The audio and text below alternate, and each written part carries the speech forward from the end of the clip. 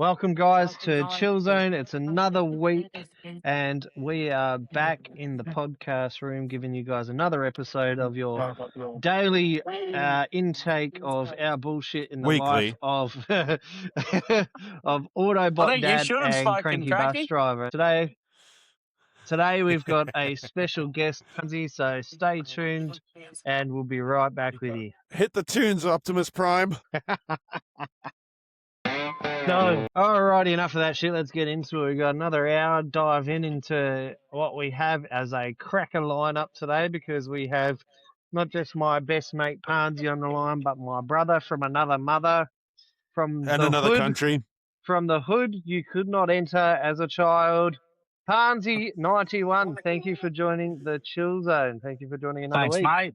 Thanks, mate. It's been a very, very long. What did we work it out the other week? 33 years we've known each other. Yeah. So 33 years we've known each other, so we practically about know the ins 32 and too outs long. of about 32 too long.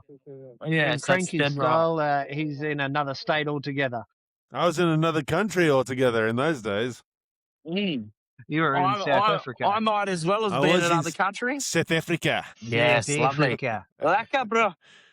So what we're talking about today is a cracker lineup, guys. We've got, we're going to talk about the juiciness of another country named Donald Trump. We're also going to get into the mechanical failures at work. Wait a minute. I got to correct you there. Donald Trump, you added too many letters there. It's just cunt. It's not country. Oh, yeah. Too many letters. We'll get more into that, but you know what? Old Donald, right? Uncle Donald, as a lot of people call him. Some of the things he does is just absolutely outrageous, and I'm sure we'll talk more about it. And a lot of the things that he does is just actually shit, but he does a lot of good as well. So you got to take the bad with the good, I suppose.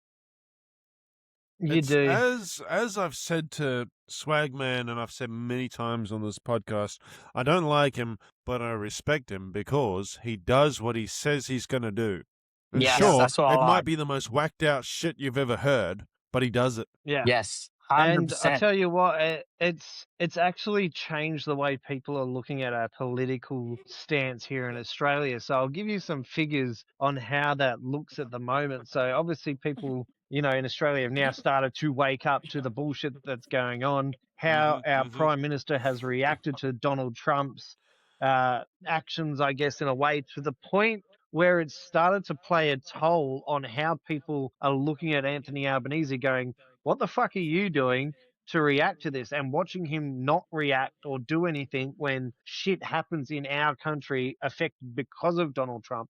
Now, I'll give you some figures. The new federal voting intention and the way, 100%. Albanese is the biggest squeezer you'll ever come across. 100%. And the way it looks at the moment is One Nation Party, 32%. The ALP Party, 28.5% voting preference.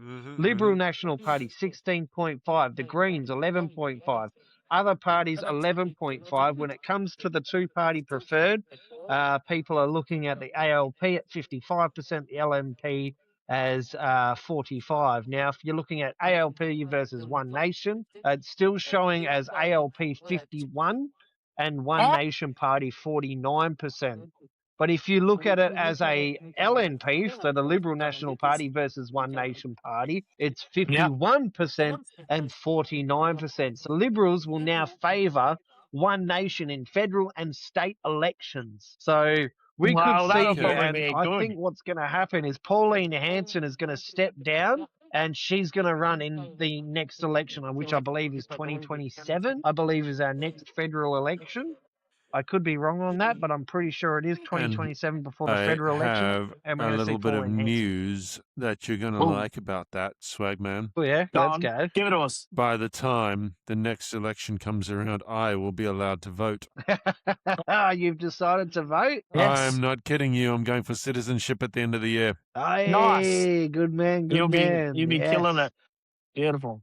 It's taken me 23 years, but I got there. Well, I think it's a good time because they're starting to change the rules around citizenship and who can and cannot have citizenship. Well, you're definitely going to be a shoo-in.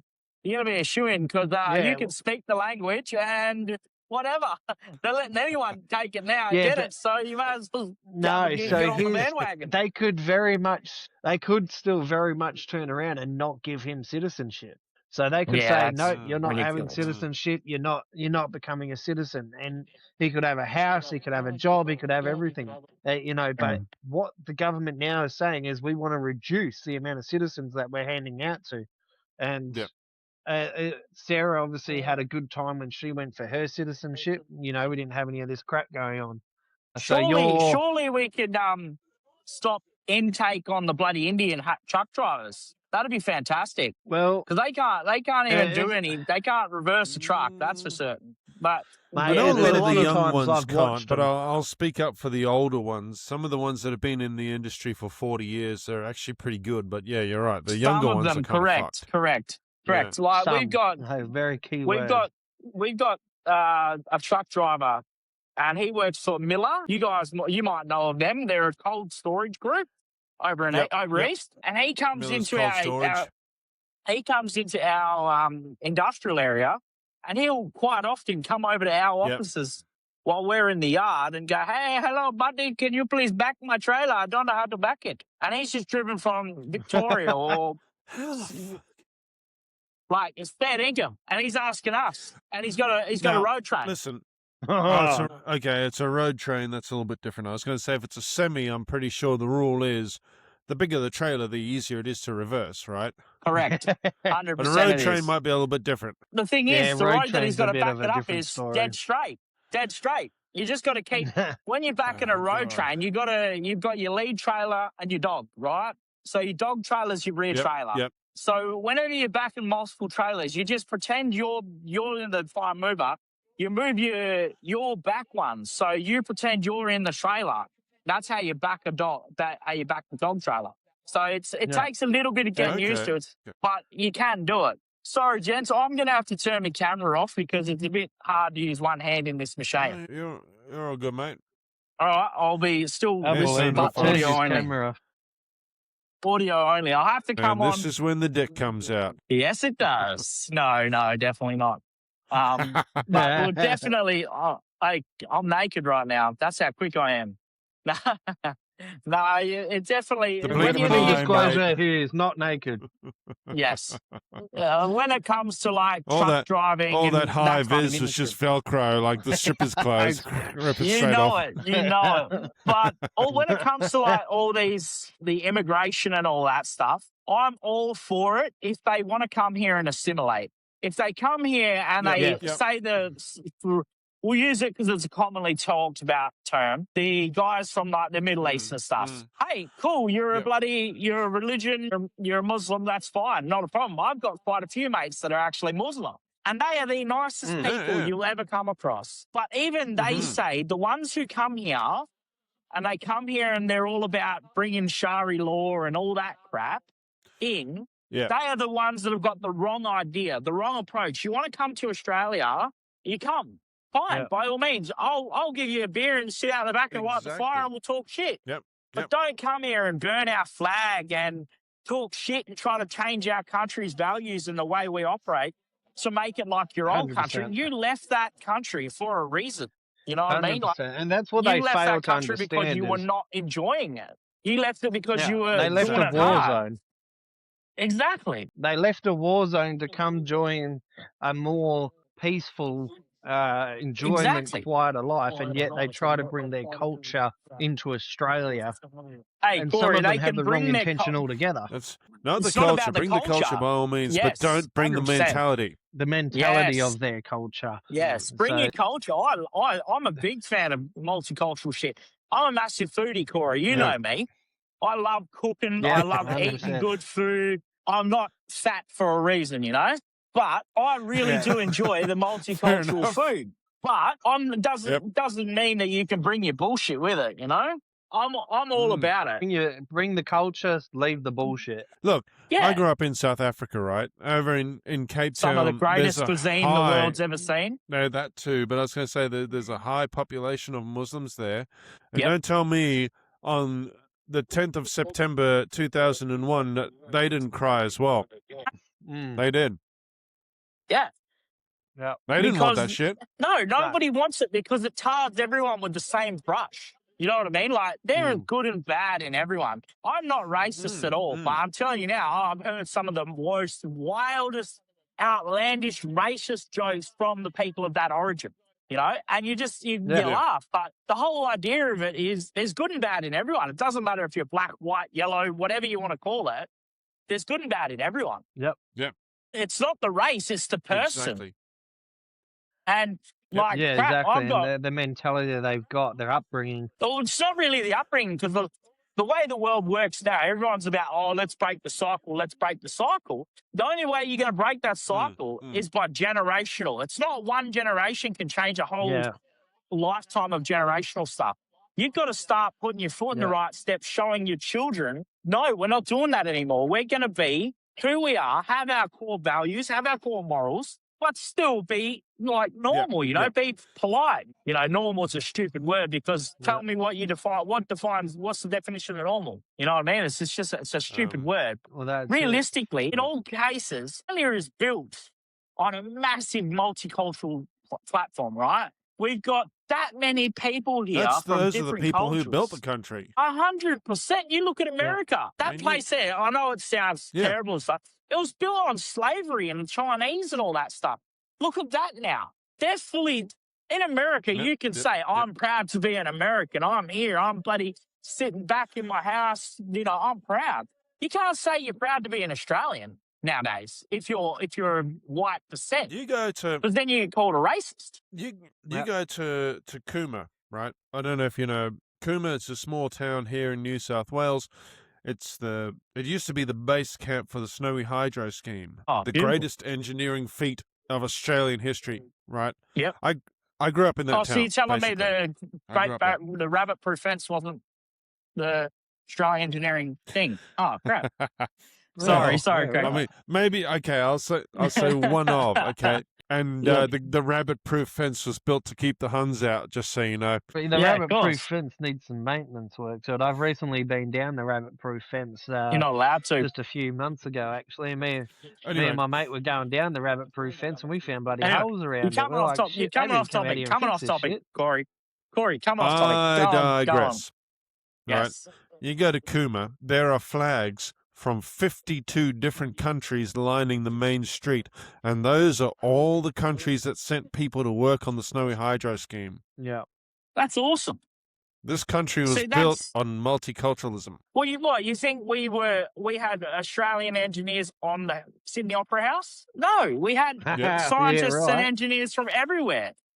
It's not a one-person built, like you're saying, Cranky. Everyone had input. So give people a bit of recognition. We got it's becoming a point. My mother-in-law's family is coming to Sydney. Sorry, they've already come to Australia. They've been here for a few months now. They're coming to Sydney next weekend, and I'm going to take them to see the Opera House and the Harbour Bridge. You're going to do the walk? Not the walk. We're going under it on a ferry. Oh, okay. So you're not going to go over the top and let them walk over the bridge like everyone else? Listen, I'm like, I got a stuffed back. I'm not going over anything right now. Yeah, I'd be getting on that boat too, mate. And if you look at the way the world's going back on that building of the Opera House, go have a look and see if you can play Spot the Aussie in any job that you go to now. You will find that most of them are not here in Australia. They're all multicultural. Be Chinese, South African. But you can say that as well, Corey, but just because you're white or Aboriginal or whatnot, that doesn't make you're just Australian. There's Asian people, Asians, I should say, that were born here. They're Australian, mate, as far as I'm concerned. If you were born here, you're an Aussie. If you're born here, that's it. And I think the government needs to start prioritising that as well, and the workplaces need to start prioritising that. And also, if you're Australian, that you get the job over someone else that's not Australian. That's a load of crap, but man. Only if they hold the qualifications that they need for that job. If you are good at that job, it shouldn't matter who you are, where you come from. If you are the best person for that job, you get that job. Correct. Also, you're also another way I think of you as an Australian is if you've come here and you've actually assimilated, like Planky, you know? He's come here.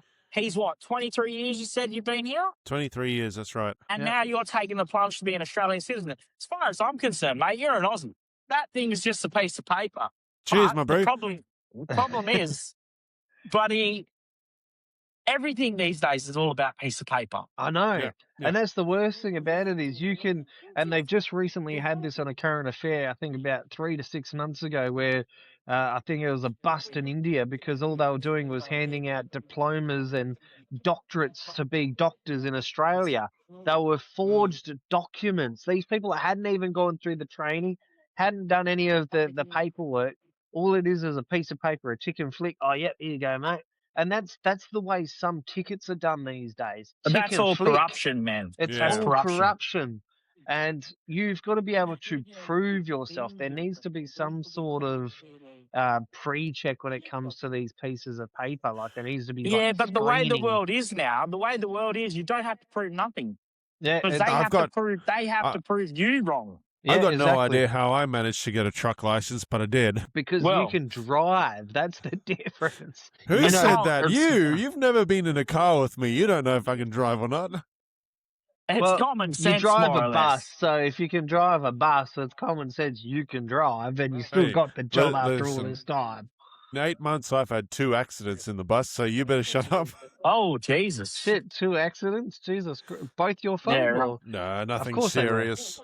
Nothing serious, but they were my fault. One of them was... you slammed the door on a child and dragged him down the street 20 metres. Was that you? Jesus. Was that you on the news? No, that was in Victoria. Ah, okay. The time I did it, it didn't make the news. No, I'm kidding. See, shit. That was the first incident. I am joking, but I've taken out one of the bus mirrors against the back of another bus pulling out. Oh, no. Oh, that's not a age, I get this. I crumpled the number plate of a car while I was pulling into a bus stop. Bullshit. No, how do you do that? I just simply was paying more attention to the very upset passenger. That he was a crackhead. We love cracktivities. I love people watching them crackheads. They're the greatest. People watching's the best. I love people watching. Tell me about it. Me and Corey were people watching the other week, because I don't live in Perth anymore. I live down south of Perth, and I went up to see some friends and stuff, and it was my week off work. And I caught up with Corey, and me and him were sitting there poolside at the resort, just people watching, and shit, some of the stuff you see is just wild. And that was in Karrinyup, and there was just, it was wild. It was so fun. This bloke had rung the bell, right? You know you're supposed to ring the bell before you get to your bus stop, right? Yeah, he rang it at the bus stop? This dude rang it at the bus stop, and I'm still doing fucking 60 k's an hour. What? Right? Then he starts kicking off. He's, oh, mate, I wanted to get off at the hospital. You fucking missed me, stop. Yeah. And he wasn't doing anything violent just yet, but I was like, all right, I'm going to get this guy off the bus. I pulled in at the next no stopping zone. Right? No, that's all right. for buses. The no stopping zone was long enough that I could pull the bus in, but because I was paying more attention to this bloke, I just very lightly sideswiped the car that was in the parking spot before the no stopping zone. Oh, no. No. How did that go down? Look, when I went back to put a note on this guy's window, I realized I shouldn't have said anything. Yeah. Because this car was such a beaten up piece of shit that it wouldn't have mattered anyway. See, I'm notorious for going, nah, she'll be right. Keep going. I'm notorious for that. The problem was I had already placed the call with the radio room. I was like, no. fuck, I've hit a car. You know, this is what's happened, and explained the whole situation as soon as it happened. And then, yeah, like I said, I went back because I finished my trip like a minute later. I got pulled into the station, locked the bus up, and I was like, I'm going to go and put a note on this guy's window, just let him know that everything's okay. You know, the damage will be taken care of. And as I'm walking up to the car, I realized, like, this thing's a beaten up piece of shit. I should have just left it. $27.50. $27.50, new set of number plates. Yeah. All I had Insurance to do is covering just pull the number plates straight, and it'll be right. But no, it. and there was Can you come maybe a few scratches along the bumper, but that was it. Can you come and sideswipe my car? I don't think they'd like me driving to Perth very much. I'd get a decent payout for that. How did that go down in terms of your job prospects? Payout. Did they give you a warning about your driving, or they even say anything? What was the outcome of all of that? I had to take a few trips with the driver trainer again. No. Nothing. Yeah. Nothing too extreme. Yeah, that's wild though. Good old bus, man. Yeah, how long did you have him on your bus for after that? Like just a couple of trips, or just a couple of trips? Yeah. And then he's like, "You're fine." It would be a bit of a nightmare being a bus driver in the city, wouldn't it? Well, he's not in the city. I wouldn't know. I'm not in the city. Okay, actually, right. I live and work in a semi-rural area just out of Sydney. Oh, magic. That's a bit better. It's what is it, about an hour to go to Sydney for you? Yeah, about 45 minutes or so. So he's basically a trip to Rockingham, just beyond Rockingham, and he's there. Ah, right. Oh, beautiful. He's in not like Sydney. me and you apart, eh?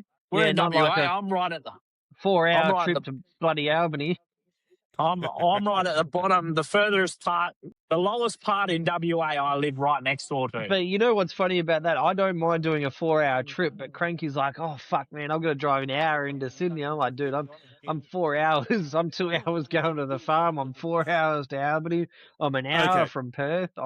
Mandra's 15-20 minutes, but it's not really anything I really do there. Rockingham's 20-minute drive. Like our little area, we got a Woolworths. That's basically it. Woolworths and a petrol station." See, the thing is, I'm the same. I don't mind doing a 4-hour trip down to visit my mates in Cooma. I don't mind doing a 3-hour trip to visit my mother-in-law up the coast, because it's all country driving. Exactly. I'm more than happy. Difference. I get out there, I put the cruise control on, and I just go. Going into the city, however, I hate that. Yeah, no, I wouldn't want to drive into the city with Sydney. The way Sydney drivers are, I walked through Sydney, and you're just shoulder to shoulder with everyone. Like, it's so busy. Yeah. Even going into the city in Perth, like, yes, it's busy, but it's not like you're sardines. Whereas when I was in Sydney, you are quite literally, you're a fucking sardine trying to walk around, go in anywhere, like trying to move. You may as well go to fucking China and walk around China, because you're that squashed in, you just can't fucking move anywhere. And they're all Chinese people too. Yeah, that's it. And they're all Chinese. You can't understand them. That's great. So the thing I watched the other day on YouTube, the translation earbuds? Yeah. These blokes walking around China, and Chinese are sitting there talking shit about him. But this guy knows how to speak Chinese. But he had the translation earbuds, and he started talking Chinese back to him, and the shock on their face, they just went... I loved it. I was just like, I'm going to keep watching this shit. And he's got full episodes on it. It's crack up. But that's what I mean. Like, I would hate being in these big cities. And in Perth, it's starting to turn into that. We're looking at importing 1.5 million people into Perth alone. And it's like, we don't even have the fucking housing for it. We've got a massive housing crisis. We've got a massive housing crisis. We it's ridiculous. Build them fast enough. So I don't know how it is over there for you, Cranky, but say in WA, if you're a bloke that's on pretty good coin and you're working full time, but you're single, you will be better off trying to get a share house than a real house or a unit. But if you're a single mother with 3 children, they will not even look at you. Yeah. They will not even give you they'll just throw your application out. Because they don't care. They know they can get more money off of people without children and stuff. And the rent now has gone from like what it used to be like $300 a week, say. It's gone from 300 to like $800 a week rent. Who in their right mind, doing a normal 9-to-5 job, is going to be able to afford $800 a week rent? Nobody. Yeah, no one. Nobody. Exactly. You need 2 incomes. The same thing's happening over here. Yeah.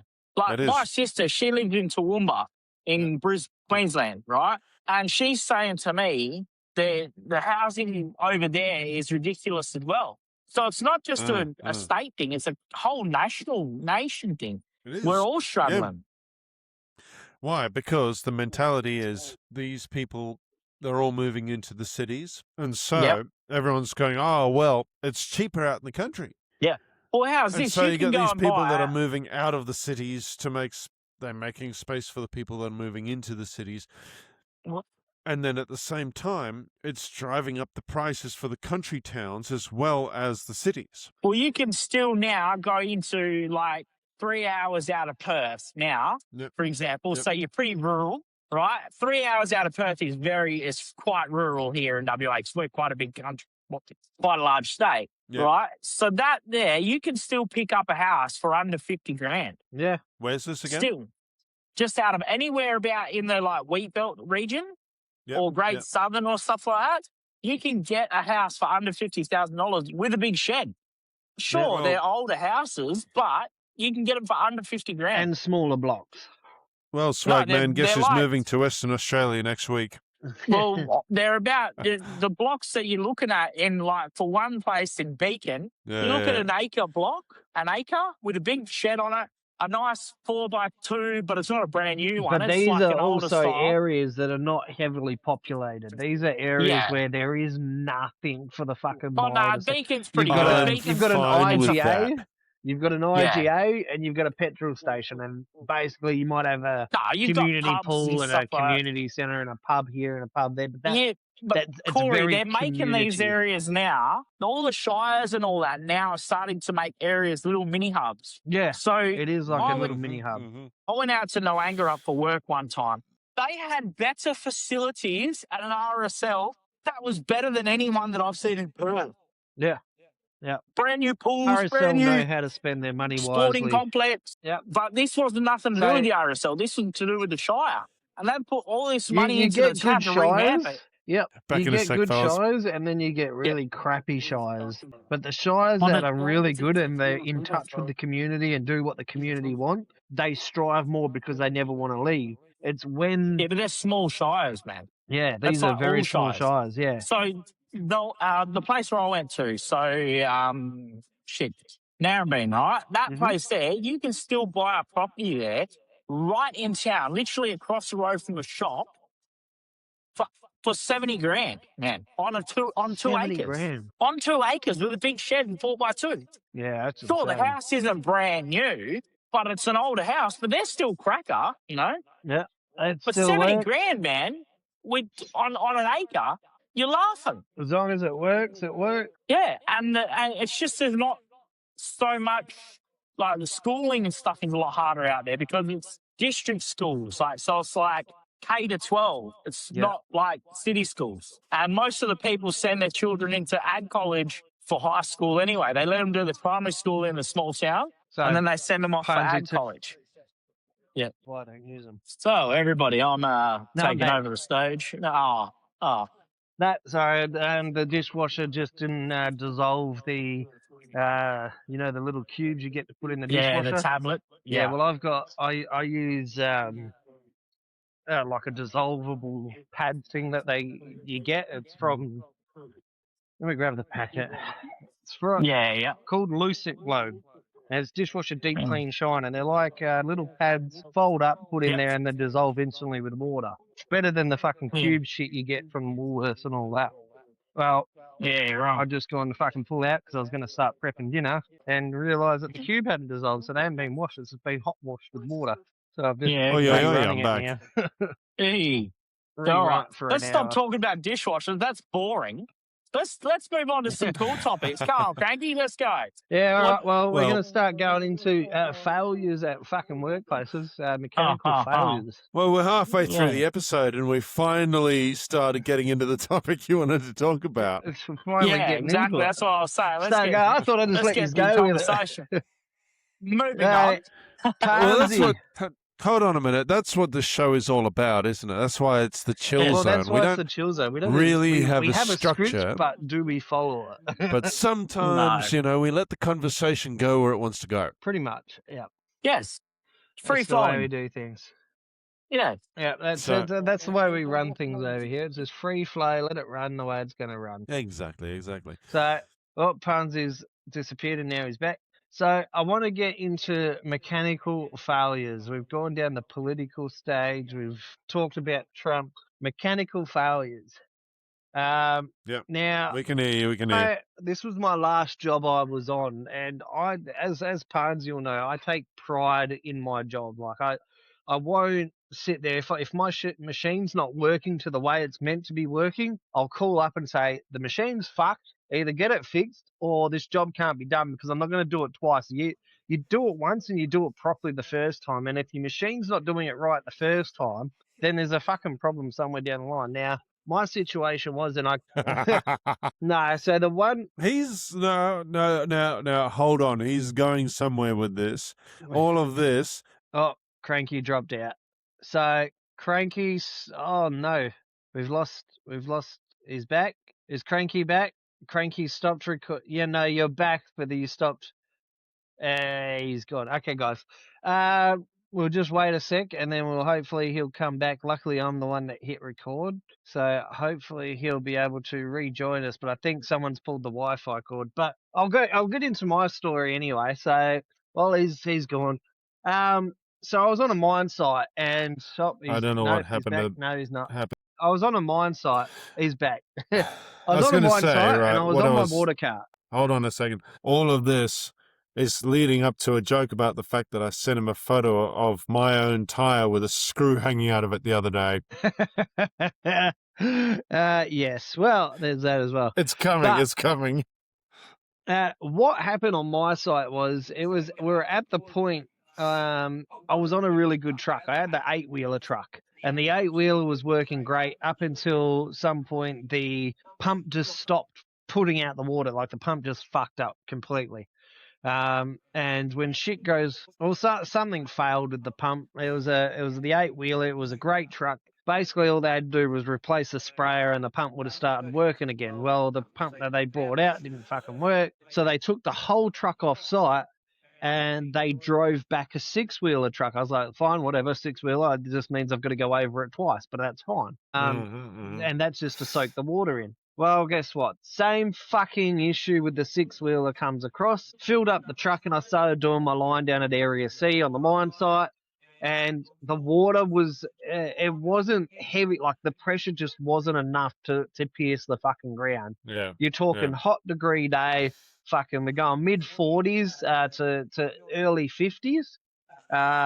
And it was basically like you may as well get out there with a fucking garden hose and just garden hose the water. And he goes, why don't you just drop it in first gear? I said, what do you think I'm doing, mate? It's already in first gear. I'm already revving the engine past beyond its safety point. Like it's not piercing the ground. And by the time I've gone and got water to then go over it the second time, it's already dried up. It was as if I was never there. So I'm just re-watering the same area again that I've just watered because I'm basically got a fucking a hose and I'm watering. So I've called the boss. I've said, hey, the machine's fucked. The 6-wheeler needs to go. Need to get that 8-wheeler fucking fixed and back on site. Well, he's like, oh, just do the best you can with it. I said, mate, I'm not getting anywhere with it. The dust is not suppressing. The water is not suppressing the dust. Yeah. It's not working. Well, it got so bad that to a point where I got so fed up, I literally called the boss and said, fucking book me a flight home. I'm not fucking dealing with it. You won't fucking listen. I'm done. Book me a flight home. By the time he had booked the flight, I was at the flight. I got home, and I told Parnsy this because I called him straight away. I said, I quit today. I called him blowing up. Yeah. I told the site boss. I told the supervisor, the superintendent. By the time I got home, the next day he's calling me up and go, hey, can you fly out again? I need you to go to a different site. And this was after he said, I'll never call you to do another job, rah, rah. And I said, good luck getting a good fucking operator, mate. Yep. I said, you called me out here because you couldn't fucking get a good operator. I take pride in what I do, and I'm not going to use a piece of shit and make myself look like shit, make the company look like shit because you don't want to bring out a good machine. And I hung up on him. You'll never fucking work again, rah, rah, all this shit, bang, fucking just hung up. Yep. Calls me the next day going, mate, can you come fly out to another site? Rah, rah. It was as if nothing could ever fucking happen. And I just said, sorry, mate, not available. Like I take pride in what I do, and if something's not working, I'm not going to fucking use it. Not only is it a safety problem, but you're going to have people calling you up going, "Can you come fucking drop water?" Rah, rah. And I'm like, I was just there. Like, I just dropped a whole tank in your area. Yeah, well, it's not fucking working. I understand this. It's the truck. Get a fucking better truck. Well, mate, this is the tools I'm given. This is how I work with it. But yeah, basically the pressure wasn't enough to pierce it. Usually these 6-wheelers are pretty good out there, and you can use them. But there was obviously, again, something wrong with the pump. It wasn't pushing it out. There was a blockage or whatever. The mechanics looked at it, tried to fix it, couldn't fix it. In the end, they tagged it out. The following day, they flew me home and said, "Yeah, we've removed the truck from site. There was a fault with it." I said, "Well, no fucking shit. It's not like I hadn't told you that already." Yeah. So, but there's been other situations, not just water trucks. I've been on Moxies, and you'll just get oil pressure alarms going off. So on your dashboard, you can see all your oil levels. It gives you a range of when it starts to get hot and cold. You can also check it on the outside as well, and it gives you a gauge on the outside. Now, the one on the outside is basically, yeah, on my gauge, it would tell me that I've got no fucking oil, and I'm looking around going, "Where the fuck is it?" And I'm looking right underneath, and there's a puddle of fucking oil sitting around the bottom of the tyre area, and I'm like, "Why the fuck is there oil sitting on one of my tyres?" Obviously, I've had to tag the truck out. This happened 3 times before they finally realised there was a fucking hole in the hose. So I was driving around basically pissing oil out all day, and they'd come out and they'd top the fucking oil up. Yeah, that's so good for the environment. Don't worry, I tagged and reported all of this in pre-start, so I covered my ass. Yeah. But when you're on a Moxie, you just got to do what the boss says. You know, you fucking get it going, you get it going. Until the alarms come on and your machine starts to fucking do what it's doing. I'm like, "Hey, I've got to pull up. The alarms are going, oil, blah, blah, blah." Bang, fucking truck gets pulled up. You get a blasting from the boss saying, "Why the fuck did you stop? Rah, rah. Just keep working." I said, "Mate, go have a look at it before you fucking blast me." Do you think the boss ever comes back and apologizes? No, he goes straight to the fucking mechanic, and he'll get in his car and he'll fuck off somewhere else. And by the next morning, he'll come back and he'll act like fucking nothing happened. He'll, "Hey, mate, how's it going? How's your morning been? Yep. Are you fucking serious, cunt? Yep. Like, do you not just remember the fucking conversation we had yesterday about this truck?" It's like it was forgotten. Just cleared his head. No apology. Very good. No, "Oh, sorry about the other day, mate. Like, you were right. Fucking, we should have, pulled up earlier." But nothing like that. No apology. Just completely forgotten. No. New fucking dump truck given. Something that happens in my industry all the time. Well, this is why I swapped to work Seriously, all health the safety. time. I got sick of it so much dealing with bosses like that I changed my profession completely. I went from operator to work health safety. I thought, hey, I'm gonna fucking join the dead end. You want to fucking have a go? At least have a go at me as a work health safety officer then. And I've been in HSEQ management roles. I've been in work health safety officer roles, just standard health and safety officer work. Yeah. I'm one of those wankers. Yeah, the exclusion zone that we have to then call out, "Can we come in?" But the plus side of it, if it's... He's the one who pulls up to the jump site in a brand new Toyota Corolla. So I joined the dark side and instead puts his of little putting up... his vest on and gets out. Yeah. The clean helmet, yes. Clean helmet. It doesn't stay clean in my area. So the thing with my style of work health safety, if I was just the officer, it means that I can go out into the field and I can actually engage with the workers and help more. So my idea was, I still have the gloves, I can still help. Now, there was some companies that didn't like that method. They would tell me, "Why are you doing that? Why are you still putting the gloves on? You're there as a work health safety officer, not to work." And I'm like, well, I know the job. I know the parameter of the job. I know what needs done. I've signed onto all the permits. I've done the correct steps. So why would I watch them struggle because we're a team member down doing a job that I know I'm capable of doing and I can assist them with? And some bosses went, That's the thing, isn't okay, it? no worries. But then other bosses would be like, "Why the fuck are you doing that? You're getting your shirt dirty." So, you're meant to be there and ticking and flicking and keeping it up. Yep. They're looking at it as so the thing with my companies, which I was getting onto, was they like the health and safety officer to do the tick and flick, even when something's wrong and you notice it. They don't want you to comment on it. They just want you to go, "That was okay. That person, even though he didn't have gloves on, didn't have eye protection, was using a hot works fucking grinder without fucking any safety parameters," they want you to go, "That was good. That was okay. He was fine. You know, this is Next, something please. that I've noticed about that whole industry, about construction, about mining, the whole industry that requires, where this podcast came from, traffic control, is they want you to fail. Yeah. Right? They, for some reason, do not want you to succeed. Yeah.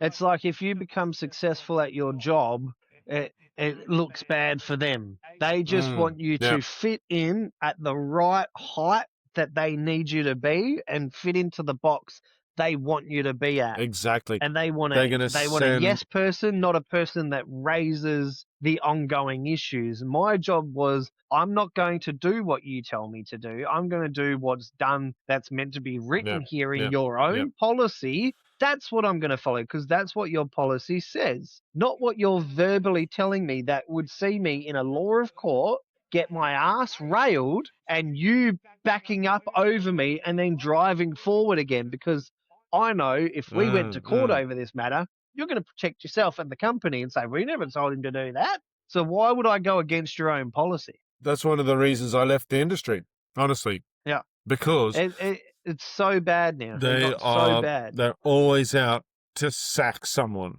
It's not about defending people. Mm-hmm. They don't hire human resource girls to help you out. And they don't hire HSEQ to help the worker out. No. Those guys are there to look for reasons to fuck you off. Yeah. And any reason given. Yeah. And you want to cover your own ass as much as possible. Go on, Parnsy. Correct. Tree grinders. Yep. Constantly. Yeah.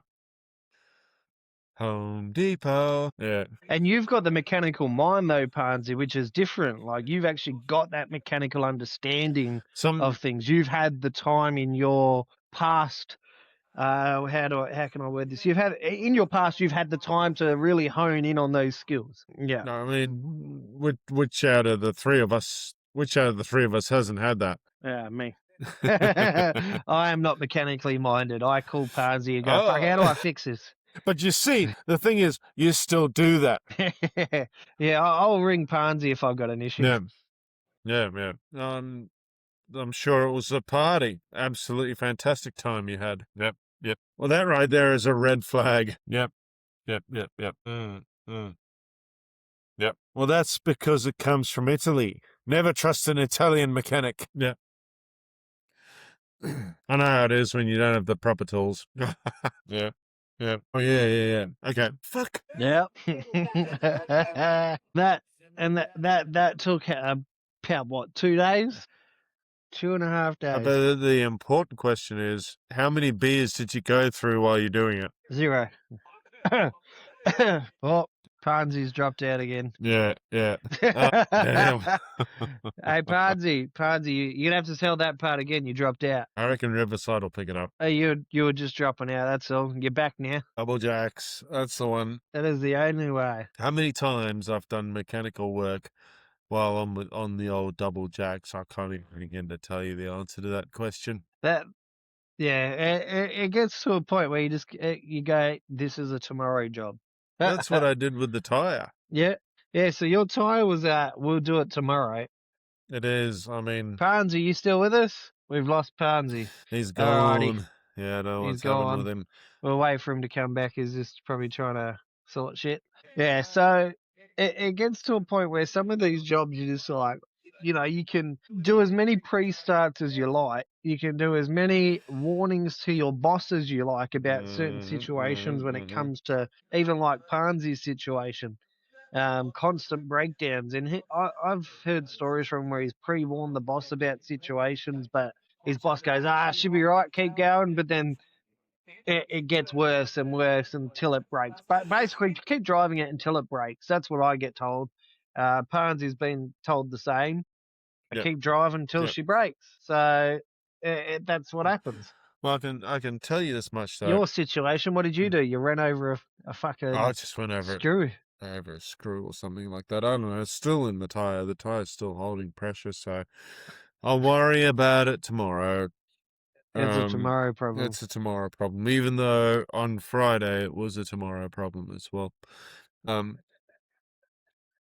But I'll tell you. You just got to get one of those plug pullers and just take the screw out, put the plug. Done. I've got to, once my back starts hurting a bit less, I'll do it. I know I'm definitely not supposed to complain to you about back pain, but mate, I'm about to have fucking me whole. See, that's what shits me about my back. Yeah. My doctor went in there and he put the nerve blocker in. He put the fucking cortisone in, and that was meant to be the end of it. That was meant to be the, you're done, rah, that's it, you'll be fine. And then he tells me on the phone call going, hey, mate, by the way, you're bone on bone and you're going to need further surgery. Yeah. We're going to have to remove your disc. We're going to have to put in a metal rod. I'm glad. Which is a good segue into that's why you can see my GoFundMe up on our page there, because I need to raise $6,500. It's $4,500 for the surgery. It's another at minimum. I've been told it could be anywhere from $1,700 to $2,500 for the anaesthesis, and then another $250 to $300 for pharmaceuticals after that. So $7,000 at the moment. I've raised enough to get it down to about $5,500. So not almost there, but we've had significant amount of donations put in. So thank you to all those people that have done the donations. But if you are listening, jump onto our Shonky Traffic Controllers page, and you can see the GoFundMe there. That should be pinned to the top of our page. If they do just go straight to GoFundMe from this podcast, what should they search for? Your GoFundMe has a name. Yeah, well, I do not know how to change that name, but it is called Organised by In the Zone Traffic. I'm just going to click on it, because when I click on it, it should have been, it has been changed. It now says organised by my first name and last name, so that is not good. Okay, fair enough. Yeah. Fair enough. So click on the link, and it should work. I've done it. If Cranky, you want to jump on there and just see that if you click on the link, it works, and confirm that it works for everybody. You're making me work for it, are you? I'm going to make you work for it. I gotta see. I don't really use Facebook. Shonky Traffic Controllers in the search bar in the top left, if you're using your PC. If I'm using my PC. Yeah, and see your search bar, search Facebook. Hold on, I'm typing with 2 fingers. Slow down. Shonky Traffic Controllers. Yep. And community, and then it's in, what is it? The That's top it. left. No, now you just scroll until you see my post, which I am going pin to featured. Yep, there it is. And you just click on it, and that's it. It's there, done. That's it. It's done. There you go, people. Simple as. It's a good way to just get in there and donate to my getting a metal rod into my back. It is a struggle. This page, can I say a big thank you to the people who have donated? Yes, you can. We would like to say an enormous thank you so far to Corey Bryant, who's donated $200, and Young, Steve Gunton, Aaron Wells, and Anonymous. Anonymous. We have an anonymous member. It almost feels like something out of an Austin Powers movie, doesn't it? Like a spy. It's a spy. I did not see the anonymous one, so that must be a brand new one that's come in. Hey, brand new one. Thank you to Anonymous. But thank you very much. Back to the subject of mechanical failures, which, by the way, hopefully you will not be one, because 2 Anonymous have now donated. 2 Anonymous, okay. Yeah, 2 Anonymous, Darren, Steve, Owen, and Corey Bryant. Thank you very much. Hopefully, you, as the $6 million man, in the next couple of weeks will not be a mechanical failure. As a bus driver, I welcome mechanical failures. Bring them on. Bring them on, because it means overtime for me. Sorry, Ryan, carry on. No, you're all good. They've been... Parnsy's back. You just dropped reception. Back. Sorry, gents. Bloody headphones and everything decided it wanted to die. Fair Oh, enough. so it died. That's why his phone was dying. I don't know if you Yeah, being on it and recording is going to work then. That'll work. It'll be fine. yeah. I'll get it. I'll get Yep. it off him. No, I was going to say, as a bus driver, I welcome the mechanical failures. Yeah, because you get to sit in the crib room. No, hell no. We don't get a crib room.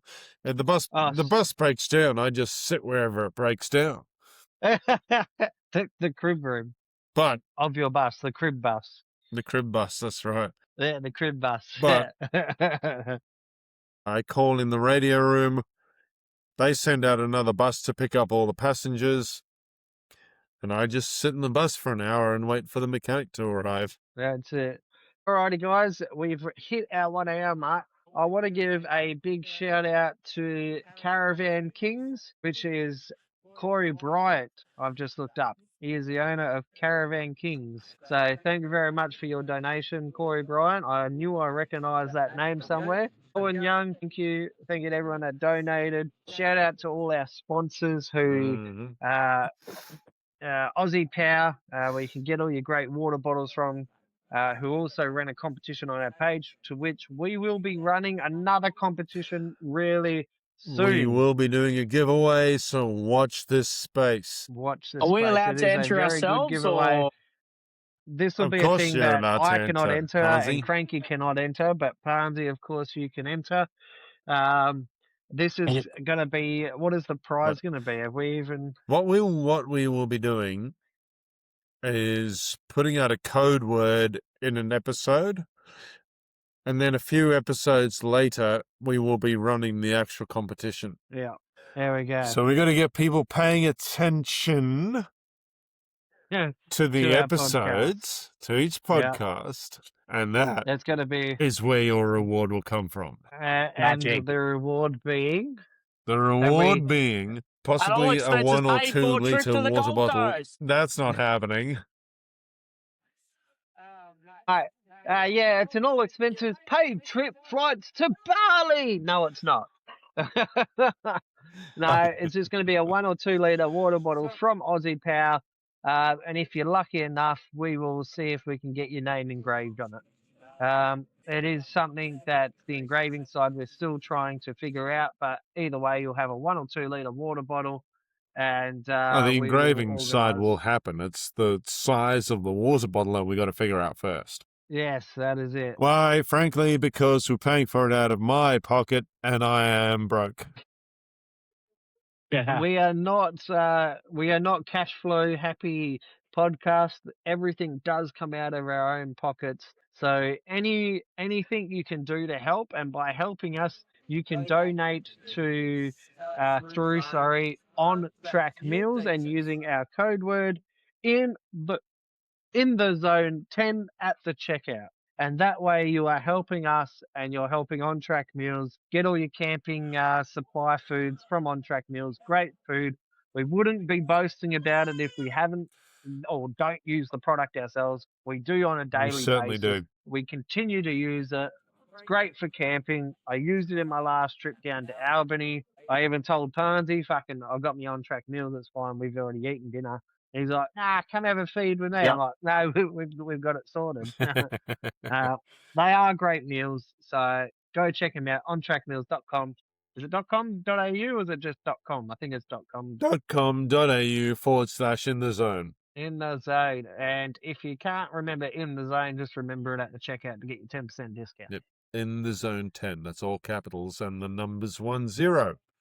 And a shout out to Parnsy for joining us this week on our episode and last week on our last week's episode. It's been great again having you on our podcast, and you're welcome here anytime. You certainly are, mate. It's nice to meet you too. Instant.